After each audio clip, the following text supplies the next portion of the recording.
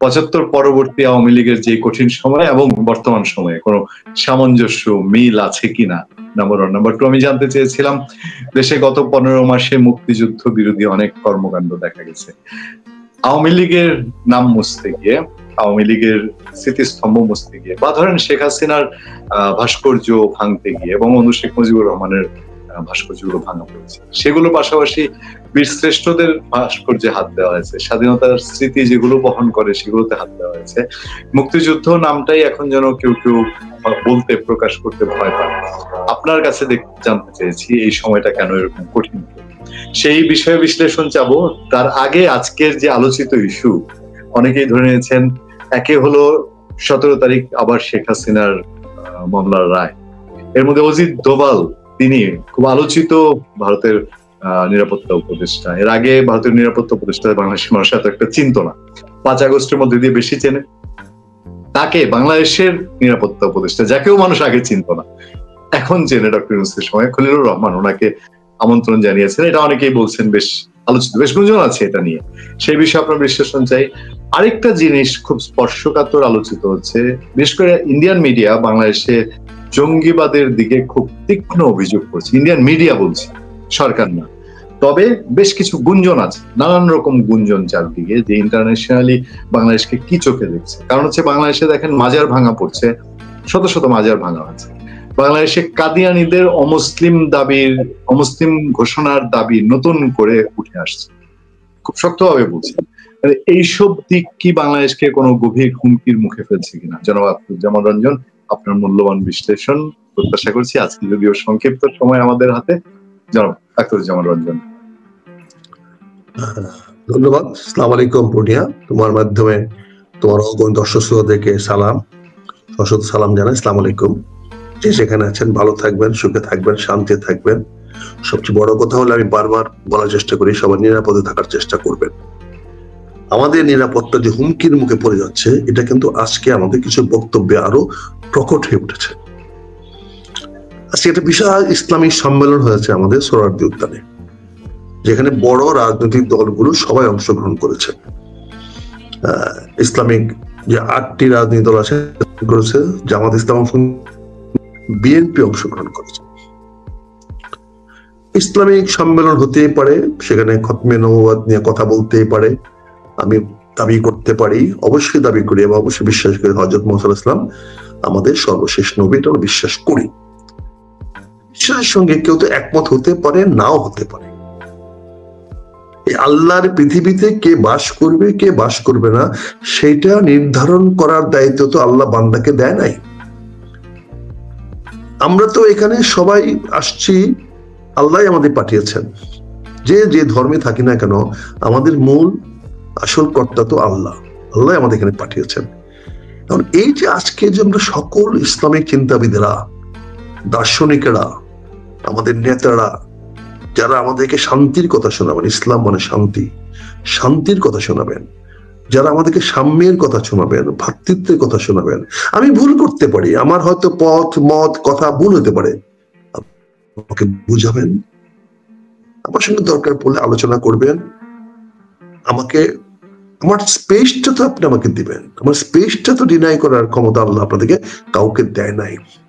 কিন্তু আজকে অত্যন্ত দুর্ভাগ্য, আমার শুনতে খুব খারাপ লাগলো, যেভাবে আপনি অন্য একটি মুসলমানের একটি অংশ, আমরা জানি যে অনেক মাযহাব নিয়ে আমরা কথা বলি, আমরা শিয়া সুন্নি ভাগে বিভক্ত হয়েছি, তারই একটি বিভক্তি হয়তো পরবর্তীতে হয়েছে। আমরা তো শিয়াকেও কাফের বলি, সুন্নিকে কাফের বলে শিয়া, এটা নিয়েও তো আমাদের অনেক মারামারি, কাটাকাটি, হানাহানি হয়েছে। আমরা মিডল ইস্টে দেখছি, সিরিয়াতে দেখতেছি, ইরাকে দেখতেছি, ইরানে দেখতেছি কি হচ্ছে। ওখানে তো মুসলমান ভাই ভাই মারামারি হয়েছে। আমরাও তো ইসলামের এই ফেসাদ করে আমার নবীর 2 নাতিকে আমরা হত্যা করেছি। আমরাই তো করেছি, মুসলমানরা তো করেছে, অন্য তো কেউ করে নাই। আজকে এরকম একটা আজকের দিনে প্রকাশ্যে আপনি বলবেন যে কাদিয়ানীকে অন ইসলামিক ঘোষণা করতে হবে, এটা কি রাষ্ট্রীয় দায়িত্ব? কে ইসলাম, কে ইসলাম না, এটা কি রাষ্ট্র কখন বলতে পারবে কোন ধর্ম দেশে থাকবে, কোন ধর্ম থাকবে না? এটাকে রাষ্ট্র নির্ধারণ করে দিতে পারবে যে বাংলাদেশে এই ধর্মের লোক থাকতে পারবে, এই বিশ্বাসের লোক থাকতে পারবে, আর এর বাইরে থাকতে পারবে না? তাহলে আমাদের এই বিশাল বিশাল আলেমরা, এত জ্ঞানী গুণী আলেম সমাজ যদি এই ধরনের বক্তব্য দিয়ে দেশে একটা ফ্যাসাদ সৃষ্টি করতে চায়, তাহলে তো এটা তারা ইসলামের পক্ষে তারা কথা বলছে না। আমি সরি, বিনীত হয়ে বলছি, এটা তো ইসলামের পক্ষে বলছেন না।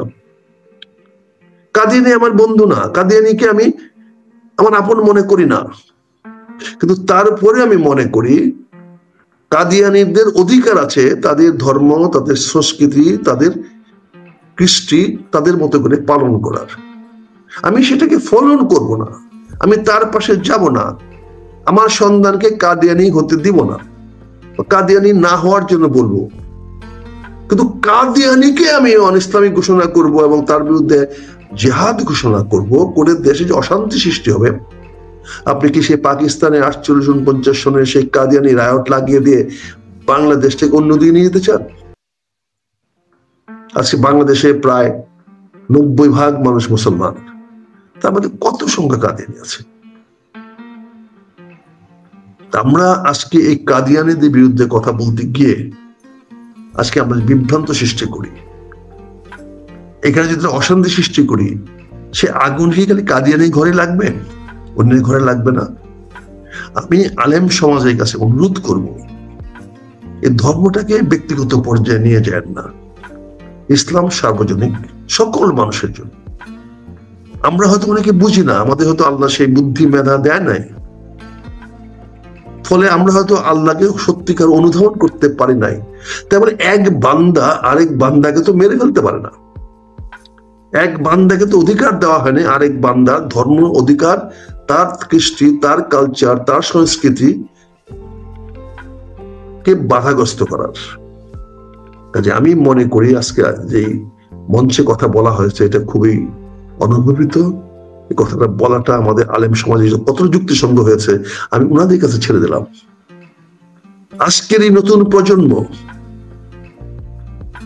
এদিকে যদি বিভ্রান্ত করে, এইটা নিয়ে যদি হানাহানি কাটাকাটি মারামারি হয়, দেশটা যেখানে একটা সুষ্ঠু নির্বাচনের দিকে যাচ্ছে সেখানে আপনি যদি নিধন করতে যান পারবেন? আপনার এদের শিকড় তো অনেক দূরে গজিয়ে গেছে। কাজে আমি মনে করি, আমার কাছে জিনিসটা ভালো লাগে নাই, আমি এটা গ্রহণ করতে পারি নাই। সেই কথাটি আমি স্পষ্ট করে আপনাদের বলছি, কারো অধিকার নাই। সরি স্যার, আপনি আমাকে অসন্তুষ্ট হতে পারেন, আমার শিরোচ্ছেদ করতে পারেন, কিন্তু আমি স্পষ্ট করে বলতে চাই, কাউকে অনিসলামিক ঘোষণা করার অধিকার আল্লাহ আমাদের কাউকে দেয় নাই। আর আমাদের আইনে এখানে পাকিস্তানের মতো ওই ধর্মর আইন নাই, আর এখানে রাষ্ট্রের কোনো ক্ষমতা নাই কাকে ইসলামিক কে অনিসলামিক সেটা ঘোষণা করার। এত বড় সুন্দর একটা জনসভা হলো, সেখানে আমরা ঐক্যের কথা বললাম না, সাম্যের কথা বললাম না, জনগণের শান্তির কথা বললাম না, আমরা দেশটাকে উন্নতির দিকে নিয়ে যাওয়ার জন্য আল্লাহর কাছে আমরা আবেদন করলাম না, সেখানে আমরা ফ্যাসাদ করলাম, উৎসাহ উঠাইলাম, একটি উদ্দেশ্য শক্তির বিরুদ্ধে বিরুদ্ধচারণ করলাম,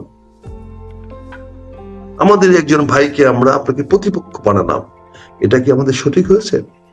আমি এটি আমাদের আলেম সমাজের কাছে আমি রেখে দিলাম কথাটি। এটা আপনারা আরেকটু চিন্তা করেন, আরেকটু গভীরভাবে চিন্তা করেন, এতে কার ফায়দা হচ্ছে, কে এটার সুযোগ নিবে, কাদেরকে আপনারা এই কাজটি করে ফায়দা দিয়ে দিচ্ছেন, এই বিষয়টি আপনি ছেড়ে দিলাম। দ্বিতীয়ত আমরা আসি যে কথাটা আপনি বলেছেন যে অজিল দোভালের ভারতীয় নিরাপত্তা বিষয়ক উপদেষ্টা প্রধানমন্ত্রীর বা রাষ্ট্রপতির, এখানে আমাদের খলিল রহমান সাহেব আমার মনে হয় না সম্ভবত ভারতের কোন নিমন্ত্রণে দিল্লিতে যাচ্ছেন। দিল্লিতে কয়েকটি দেশের একটি নিরাপত্তা বিষয়ক একটা সাব কমিটি আছে মনে হয়, বাংলাদেশ, ভারত, সম্ভবত নেপাল আছে, ভুটান আছে, মরিশাস আছে, এরকম কয়েকটা দেশ আছে, আমার এই মুহূর্তে সব দেশের নাম মনে নাই। তাদের একটা আঞ্চলিক সম্মেলন দিল্লিতে হবে, সে আঞ্চলিক সম্মেলনে অংশগ্রহণ করার জন্য খলিলুর রহমান সাহেব দিল্লিতে যাচ্ছেন। এখন পর্যন্ত আমরা এমন কোনো খবর পাইনি, তথ্য পাইনি যে খলিলুর রহমান সাহেবকে আলাদাভাবে ভারত সরকার কোনো আমন্ত্রণ জানিয়েছে বা অজিত দোভাল ওনাকে স্বাগত জানানোর মতো বা ভারতে কোনো প্রোটোকল ওনাকে দেওয়া হবে, এরকম তথ্য আমরা এখন পর্যন্ত এই মুহূর্তে পর্যন্ত পাই নাই। তার মানে ওখানে একটা আন্তর্জাতিক সম্মেলনে যাচ্ছেন, সেই আন্তর্জাতিক সম্মেলন যারা অর্গানাইজ করবে সেই অর্গানাইজাররা হয়তো ওনাকে রিসিভ করবেন, ওখানে একটা বসার হবে, উনি বক্তব্য দিবেন। সেখানে অজিত দোভাল সাহেবকে দেখা হতেও পারে, দেখা হয়তো হবে, একই হলে বক্তব্য যখন দিবেন সেখানে হয়তো কুশল বিনিময় হতে পারে। কিন্তু আমার মনে হয় না বাংলাদেশের সঙ্গে এই মুহূর্তে অজিত দোভাল কোনো রাজনৈতিক ইস্যু, নিরাপত্তা ইস্যু বাংলাদেশের সঙ্গে বসে আলোচনা করবে। কারণ ভারতের বিভিন্ন মিডিয়া বাংলাদেশকে দায়ী করছে এই দেশে ইসলামী জঙ্গিবাদী উত্থান হচ্ছে, একটা মিথ্যা তথ্য দিচ্ছে, মিথ্যা খবর প্রচার করছে। সেটা ভারত মানা করে নাই। এমনকি ভারতীয় মিডিয়া অত্যন্ত উদ্দেশ্য প্রণোদিতভাবে বলেছে দিল্লিতে রেড ফোর্টে যে কার বোমা ব্লাস্ট হয়েছে সেখানে যে ডাক্তার সাহেব ছিলেন তার সঙ্গে নাকি বাংলাদেশেরও কয়েকজন ডাক্তারের সম্পর্ক আছে, যোগাযোগ হয়েছিল। এই ধরনের খবর তথ্য প্রচার হয়েছে। সেটার ব্যাপারে আমাদের সরকার ভারতের উপ রাষ্ট্রদূতকে ডেকে প্রতিবাদ জানিয়েছে, ওখানে তাদেরকে জানিয়েছে এই খবরটি বাংলাদেশ অস্বীকার করেছে। কাজে সেই রকম একটা পরিবেশটিতে যেখানে নিরাপত্তা বাংলাদেশের সঙ্গে ভারতের একটা একটা মানে চ্যালেঞ্জের মুখে পড়েছে। ভারতীয় সেনাবাহিনী শারীরিকভাবে বাংলাদেশের একদম সীমান্ত রেখা বরাবর টহল দিয়ে বেড়াচ্ছে। এটা বিএসএফ না, ভারতীয় মূল সেনাবাহিনী, যেই বর্ডারের 1 কিলোমিটারের মধ্যে ইস্টার্ন কমান্ডের প্রধান এসে বক্তব্য দিচ্ছে এবং তাদেরকে বাংলাদেশ সম্বন্ধে সরাসরি হুঁশিয়ার করে দিচ্ছে। সেরকম একটা টান অবস্থায়, সেখানে নিরাপত্তা এরকম একটা অবস্থায় অজিত দোভাল আমাদের খলিল সাহেবের সঙ্গে হাই হেলো ছাড়া কোনো কথা বলবে, এটা পৃথিবীর কেউ বিশ্বাস করে না। তো বাংলাদেশে হইতেও পারে, আমাদের অনেক সময় বাংলাদেশের লোকেরা এসে অনেক বড় প্রচার করি, এমন এই কথা হয়েছে, এইটা হয়েছে, আমরা একতরফা স্টেটমেন্ট দিয়ে দিই, হয়তো অন্যরা সেটা কিছু বলে না। তো আপনি যেটা বললেন সেটা বলছি যে খলিলুর রহমান যেখানে বাংলাদেশের পতিত সরকারের প্রধানকে আইনের আওতায় আনতে না দিয়ে ভারতে রেখে দিয়েছে, সেখানে খলিল সাহেব কোন প্রোটোকলে, কোন এজেন্ডা নিয়ে, কোন মানে সংবাদ নিয়ে ভারতে যাচ্ছেন আমরা জানি না। যদি ওনার সেমিনারও হয়ে থাকে, সেই সেমিনারে যাওয়াটাও এই মুহূর্তে কতটুকু সঙ্গত হচ্ছে, এটাও আমার মনে হয় অনেক বিশ্লেষকরাই, অনেক সংশ্লিষ্ট নিরাপত্তা বিশেষজ্ঞরা একটু হতাশ হবেন। এটা আমাদেরকে একটা নত জানুর মতো অবস্থায় নিয়ে যাবে। আমরা সেখানে ভারতের কোনো সুনির্দিষ্ট আমন্ত্রণ ছাড়া ওখানে আমাদের যাওয়াটা কতটুকু সমীচীন হয়েছে, বাংলাদেশের স্বার্থ কতটুকু রক্ষা হবে, বাংলাদেশের মান সম্মান ভাবমূর্তি সেখানে কতটুকু রক্ষা হবে, এটা কিন্তু আজকে এটা চ্যালেঞ্জের মুখে ফেলে দিয়েছেন খলিলুর রহমান সাহেব। আসলে কোন মানুষ যদি পদের জন্য লোভী হয় তাহলে তাকে দিয়ে যে কোনো কাজ করানো যায়।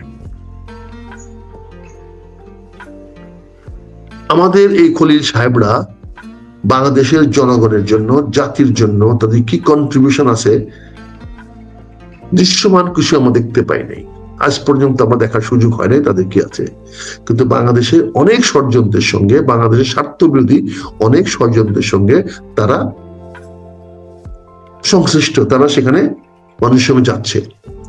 কাজে আমি মনে করি এটা আমাদের খলিলুর রহমান সাহেবের দিল্লি যাওয়াটা বাংলাদেশের আরেকটা নৈতিক পরাজয় হলো ভারতের সঙ্গে রাজনীতিতে, যেখানে বাংলাদেশের মানুষ আজকে প্রচন্ড ভাবে ভারত বিদ্বেষী যারা মনে করে ভারত আমাদের ক্ষতি করার চেষ্টা করছে, সেই জনগণের সঙ্গে কথা না বলে, জনগণের কোনো প্রয়োজন ছাড়া খলিলুর রহমান সাহেব দিল্লি যাওয়াটা আমি মনে করি জনগণের সঙ্গে বিশ্বাসঘাতকতা করা হয়েছে। জনগণের যে আস্থা তার উপরে, সে আস্থার সঙ্গে সে বেইমানি করেছে। এটা হলো আমার ব্যক্তিগত মতামত। আমার মনে হয় জনগণের বৃহৎ অংশ তাই মনে করবে। তৃতীয়ত আপনি যে প্রশ্নটা করেছেন যে ৭৫ উত্তর বাংলাদেশে আওয়ামী লীগের যে অবস্থা হয়েছিল সেটার সঙ্গে আজকের অবস্থাটা তুলনা করছেন। দেখেন, ৭৫-এর 15 আগস্টে একটা সংঘাত হয়েছে আওয়ামী লীগের লোকদের মধ্যে, এবং আওয়ামী লীগের একটি নেতৃত্ব তৎকালীন আওয়ামী লীগের অনুগত সেনাবাহিনীর মাধ্যমে জাতির পিতা বঙ্গবন্ধুকে সপরিবার হত্যা করেছে। এই হত্যার সঙ্গে যারা জড়িত ছিল তারা সবাই সরাসরি আওয়ামী লীগের মন্ত্রী ছিল, সংসদ ছিল। খন্দকার মুস্তাক তো একটা বড় মন্ত্রী ছিল, পানি সম্পদ মন্ত্রী, যে মন্ত্রীটা ভারতের সঙ্গে ফারাক্কা নিয়ে বাহাস করার কথা, অর্থাৎ ভারত বিরোধী, তাই উনি ওই সময় পানি সম্পদ মন্ত্রী ছিলেন। আপনি জানেন ফারাক্কা নিয়ে আমাদের বাংলাদেশের সঙ্গে সংঘাত মুক্তিযুদ্ধের পর থেকে শুরু হয়ে গেছে। সেই সময় সরকারে যারা ছিল তারা সবাই কিন্তু আওয়ামী লীগের লোক ছিল। ওবায়দুর রহমান সাহেব ছিল, চাষী নজরুল ছিল, আপনার এই শাহ মোয়াজ্জেম হোসেন ছিল, ওই আরো কত নেতার নাম বলবো, বুঝছেন না? তারা সবাই ছিল আওয়ামী লীগ ঘরানার লোক। সেনাবাহিনীর যারা অংশগ্রহণ করেছিল তারা সবাই কর্নেল রশিদ, কর্নেল মুস্তাকের আত্মীয় ছিল।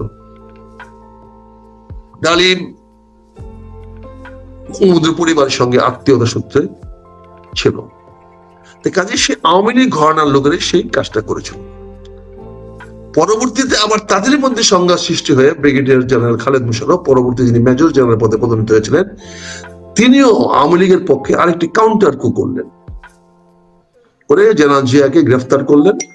সেই গ্রেফতার করার পরে ওনারা সরকার গঠন করতে গিয়ে দেখলেন,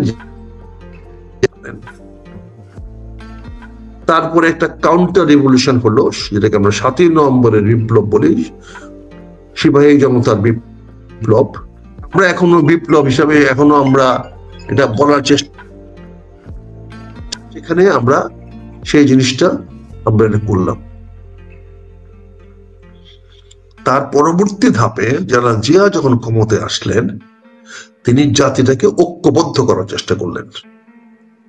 তিনি সকল বিভেদ ভুলে গিয়ে সারা জাতিটাকে ঐক্যবদ্ধ করার জন্য তিনি 3টি কাজ করলেন। প্রথমেই করলেন, বাকশালের নামে গণতন্ত্রকে যে শৃঙ্খলিত করা হয়েছিল, বন্দী করা হয়েছিল, সেই বন্দী দশা থেকে গণতন্ত্রকে উদ্ধার করে বহুদলীয় গণতন্ত্র আবার পুনরায় স্থাপন করলেন, এবং আওয়ামী লীগকেও আবার পুনর্জীবিত করলেন। আপনি জানেন বঙ্গবন্ধুর বাকশালের আইনের আওতায় আওয়ামী লীগকেও নিষিদ্ধ করা হয়েছিল। উনি সে আওয়ামী লীগকে আবার স্বীকৃতি দিলেন, এবং তৎকালীন স্পিকার ছিল নোয়াখালী, আমাদের স্পিকার, সে ভুলে গেলাম, অনেক নাম করা ব্যক্তি, উনার মাধ্যমে আওয়ামী লীগকে পুনরুজ্জীবিত করার ব্যবস্থা উনি করে দিলেন। পাশাপাশি ৭১-এ মুক্তিযুদ্ধের পরে জামাত ইসলামের রাজনীতি বাংলাদেশে নিষিদ্ধ ছিল। এটা আজকে আপনার অনেক মানুষ ভুলে যাচ্ছে। জামাত ইসলামের রাজনীতি পূর্ণ নিষিদ্ধ ছিল। জামাত ইসলামের নেতা গোলাম আজমকে বাংলাদেশে আসা নিষিদ্ধ ছিল। কিন্তু জেনারেল জিয়া রহমান, শহীদ প্রেসিডেন্ট জিয়া রহমান ক্ষমতা আসার পরে সে জামাতের নেতা জনাব গোলাম আজম সাহেবকে বাংলাদেশে আসার অনুমতি দিলেন, পাশাপাশি এবং রাজনীতি করারও অনুমতি দিলেন। পাশাপাশি আওয়ামী লীগের তখন নেতা ছিলেন না আওয়ামী লীগের, কিন্তু বঙ্গবন্ধুর কন্যা শেখ হাসিনাকেও সে আসার অনুমতি দিলেন। যদিও বাংলাদেশে উনি আসার পরে 1 মাসের মধ্যে জিয়া রহমান সাহেব নির্মম ভাবে নিহত হন একটি কুচক্রী মহলের হাতে। কাজেই বঙ্গবন্ধু রাজনীতি যেটা ছিল ৭৫ উত্তর, যে রাজনীতি আওয়ামী লীগ করে দেওয়ার সুযোগ করে দিয়ে গেছিলেন আমাদের শহীদ রাষ্ট্রপতি জিয়াউর রহমান।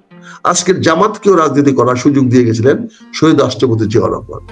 এদেশে গণতন্ত্রকে আবার রাজনৈতিক পটপরিখায় নিয়ে আসার জন্য সুযোগ করে দিয়ে গেছেন আমাদের সম্মানিত বীর মুক্তিযোদ্ধা শহীদ রাষ্ট্রপতি জিয়াউর রহমান। সেই আদর্শ ধরে বাংলাদেশ আরো প্রায় 50 বছর সামনে এগিয়ে গেল। আজকে আওয়ামী লীগ আবার নিষিদ্ধের দলে পড়েছে। এবার দেখেন ভাগ্যের কে নির্মম পরিহাস, যে আওয়ামী লীগ জামাতকে নিষিদ্ধ করেছিল, আজকে সেই জামাত আওয়ামী লীগকে নিষিদ্ধ করার জন্য সকল প্রচেষ্টা অব্যাহত রেখেছে। সময় কাকে কি বলে। আজকে কিন্তু জিয়া রহমান নাই। আমি জানি না আওয়ামী লীগকে পুনর্বাসন করার জন্য কেউ আসবে কিনা। তবে বিএনপি কিন্তু আবার ঘুরে দাঁড়িয়েছে, আবারও কিন্তু বিএনপির মহাসচিব প্রকারান্তরে আওয়ামী লীগকে পুনর্বাসন করার পক্ষে রায় দিয়েছে। বিএনপি কিন্তু নিষিদ্ধের পক্ষে প্রকাশ্যে অংশগ্রহণ করে নাই, এবং সেখানে বলছে বিএনপির অবস্থা হলো জনগণ যদি চায় তাহলে সিদ্ধ হতে পারে। বিষয়টি জনগণের উপর ছেড়ে দিয়েছে। কিন্তু আওয়ামী লীগের চিরশত্রু যে জামাতকে নিয়ে বিভিন্ন সময় রাজনীতি করেছেন, সে জামাত কিন্তু আজকে আওয়ামী লীগকে কোনো ছাড় দিচ্ছে না। ৭১ মুক্তিযুদ্ধের যে প্রতিপক্ষ, আওয়ামী লীগের যে মূল প্রতিপক্ষ, সেই জামাত ইসলাম কিন্তু আজকে আওয়ামী লীগকে ন্যূনতম ছাড় দিচ্ছে না। আজকের এই যুদ্ধটা আওয়ামী লীগ ভার্সেস জামাত ইসলামী, ছাত্রলীগ ভার্সেস ছাত্র শিবির। এখানে বিএনপির অবস্থানটা হলো একটা নিরপেক্ষ অবস্থান। এখানে বিএনপি জামাতের বিরুদ্ধে যাচ্ছে না, আওয়ামী লীগের বিরুদ্ধে যেতে চাচ্ছে না। এখানে চাচ্ছে আবার একটা ঐক্য তৈরি হোক, বাংলাদেশটাকে ঐক্য, ভ্রাতৃত্ব এবং সৌহার্দ্যের মাধ্যমে সামনে দিয়ে এগিয়ে নিয়ে যাওয়া যাক। এখন আওয়ামী লীগকে বাঁচানোর জন্য আমাদের আরেকজন মসিহা আসতে হবে। মসিহা কে আসবেন আমি জানি না, তবে ডক্টর ইউনূস চেষ্টা করে গেছেন। উনি যতদিন ক্ষমতায় আছেন আমার মনে হয় না উনি একটা খুব কড়া অবস্থান আওয়ামী লীগের বিরুদ্ধে নিয়েছেন। যদি কড়া অবস্থান নিতেন তাহলে আইসিটি অ্যাক্টে প্রধানমন্ত্রী শেখ হাসিনার বিচার হতো না। কারণ আইসিটি অ্যাক্টটাই তো অ্যাপ্লিকেবল না বাংলাদেশের কোনো মানুষের উপরে। এটা আন্তর্জাতিক অপরাধ, অর্থাৎ বাংলাদেশের কোনো মানুষ কোনো অপরাধ করলে ওই আইনে আনা যাবে। বাংলাদেশের মানুষ কেন আন্তর্জাতিক আইনে বিচার হবে? এটা আজকের দিনে হয়তো মনে হতে পারে যে বিশাল একটা কাজ করতেছি, কিন্তু ইতিহাস আগামী দিন বলবে এটা অবৈধ রায় হয়েছে, অবৈধ বিচার হয়েছে। অতীতে আমরা অনেক দেখেছি।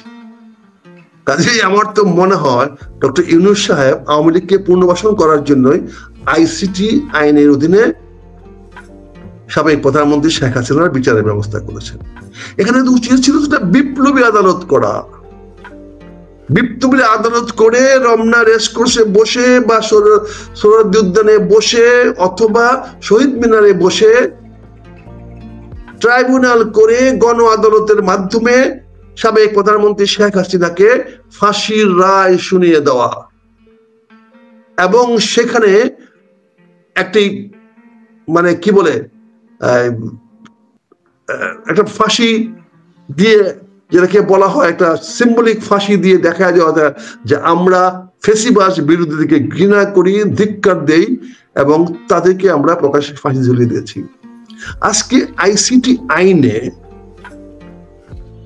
ফাঁসি দেওয়ার বিধান আছে, কিন্তু একটা পলাতক আসামিকে আমি কালকে আপনাকে বলেছি, কি করে আপনি তাকে ফাঁসি দিবেন? ফাঁসি দেওয়ার সঙ্গে সঙ্গে যেহেতু এই মডার্ন বিশ্বের এই এই মানবতাবাদীর পক্ষের বা উদারপন্থী বিশ্বের কাছে তার ফাঁসির জন্য সে তো আশ্রয় পেয়ে যাবে, তারা তাকে রক্ষা করতে এগিয়ে আসবে। কারণ আমরা কেউ মানুষের রাজনৈতিক সদিচ্ছা নিয়ে প্রশ্ন ওঠে কিনা, যেটাতে ওদের যদি সত্যি ইচ্ছাই থাকতো, আর আনারে বুঝে নাই, আনারে বুঝতেই পারে নাই। এখন মাঝে মধ্যে যে বিপ্লবী সরকার বলছে না, তো ওনার বোধ বুঝেই নাই যে কেমনে কি করা উচিত, না বুঝে। সব তো এনজিওর মানুষ, হ্যাঁ, বাংলাদেশের মানুষ কারণ আপনি ওই যে আপনি বলে রাগ করলে হেরে গেলেন, এখানে তো রাগের বসে অনেক কিছু করতে গিয়েছেন, করে গিয়ে কি হলো? আপনি প্রতিশোধ নিতে হলে তো এইভাবে প্রতিশোধ নেওয়া যাবে না। আপনি প্রতিশোধ নেওয়ার কে রে বাবা বলেন?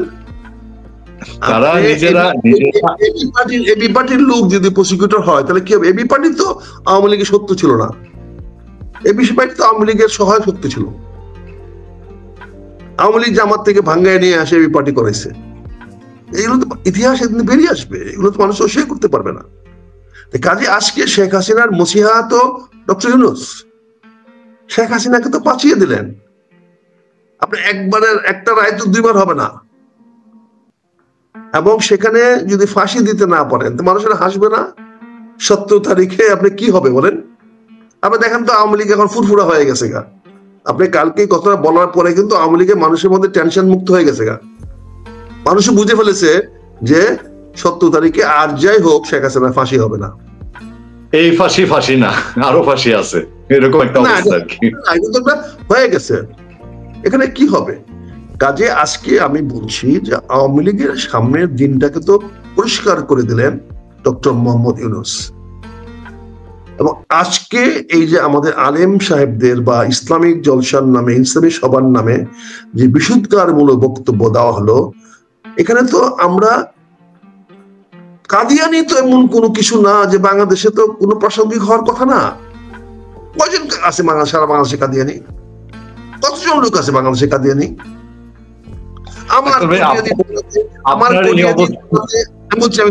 আমার কটিয়াদি থানাতে, পাকুন্দিয়া থানাতে যে কজন কাদিয়ানি আছে, আমরা তো তাদেরকে রক্ষা করব। এটা আমাদের দায়িত্ব, নৈতিক দায়িত্ব। তাদের কোনো সম্পদ আমি নষ্ট হইতে দিব না, এটা আমার নৈতিক দায়িত্ব। আপনার এই সাম্প্রদায়িকতা বিরোধী এবং জঙ্গিবাদ বিরোধী এবং এই যে ইসলামের অপব্যবহার বিরোধী অবস্থান দর্শকরাও খুবই সাধুবাদের সঙ্গে গ্রহণ করেন এবং আমাদেরকে উজ্জীবিত করেন। কারণ বাংলাদেশ, আপনি গতদিন একটা কথা বলেছিলেন, এর আগেও বলেছেন যে বাংলাদেশের মানুষ কখনোই ইসলামী জঙ্গিবাদ পছন্দ করে না, কখনোই তারা টেরোরিজম পছন্দ করে না, তারা কখনোই ইসলামিক জঙ্গিবাদ নয়। আমি ইন্টারাপ্ট করলাম। বাংলাদেশের মানুষ কোন জঙ্গিবাদকে কথিত করে নাই, মাওবাদীদেরকে প্রশ্রয় দেয় নাই, নকশালীদের প্রশ্রয় দেয় নাই, সর্বহারা থেকে প্রশ্রয় দেয় নাই। এদেশে সর্বহারা আন্দোলন হয়েছে, কিন্তু তারা মাথা তুলে দাঁড়াতে পারে নাই। কমিউনিস্টরা মাথা তুলে দাঁড়াতে পারে নাই। নকশালী আন্দোলন হয়েছে। হ্যাঁ, কাজে বাংলাদেশের মানুষ কোনো অবস্থাতে সন্ত্রাসীদের পক্ষে না, সেটা যে কোনো ফর্মে হোক, যে কোনো হোক। বাংলাদেশের মানুষ আগ্রাসী বক্তৃতা পছন্দ করে না। দিনের শেষে তারা কিন্তু আগ্রাসী পক্ষে যায় না। কাজে আমি যেটা বলছি যে আমার তো একটা নৈতিক দায়িত্ব হয়ে যাবে, কাদিয়ানি না কি কাদিয়ানি না, কারো সম্পত্তিকে ধ্বংস করতে গেলে রক্ষা করা আমার দায়িত্ব। সে যদি আমার চরম শত্রু হয়, তবু আমি তার সম্পদ, তার জীবন সবার আগে এগিয়ে যাব।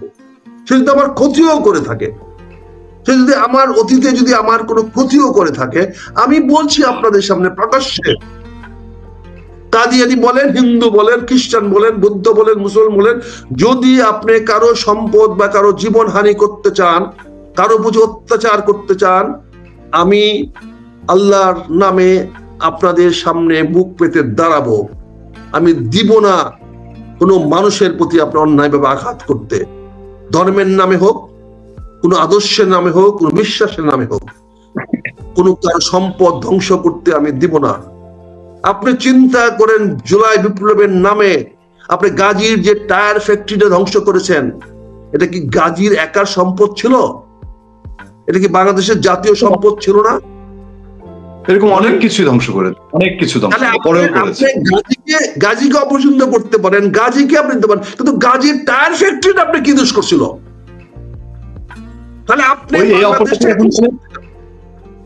তারা যে চোখে দেখছে, এই জন্যই তো গ্রামীণের দিকে এখন ক্ষোভ যে আপনি গাজী পুরাইছেন কোনো কারণ ছাড়া না। তাহলে আমি কেন বলছি, গাজীকে 100 বার ধরেন, গাজী দোষ করতে পারে, কিন্তু গাজী তো ওখানে হাজার হাজার মানুষের কর্মসংস্থান করেছে। বাংলাদেশের এই যে রিক্সার আজকে এই যে টেম্পো, অটো টেম্পো, এই টায়ার গুলা 100 ভাগ যে গাজীর থেকে উৎপাদন হইতো, বাংলাদেশের মানুষ সহজে সস্তায় পাইতো। আচ্ছা, কার ক্ষতি করলেন আপনি? গাজীকে আমি পছন্দ করি না। আমাদের আরো অনেক হয়েছে, গাজীকে আমি একজন ভালো মানুষ মনে করি না। গাজীর প্রতি আমার অনেক অভিযোগ আছে আক্তার ভাই, অনেক কিছু।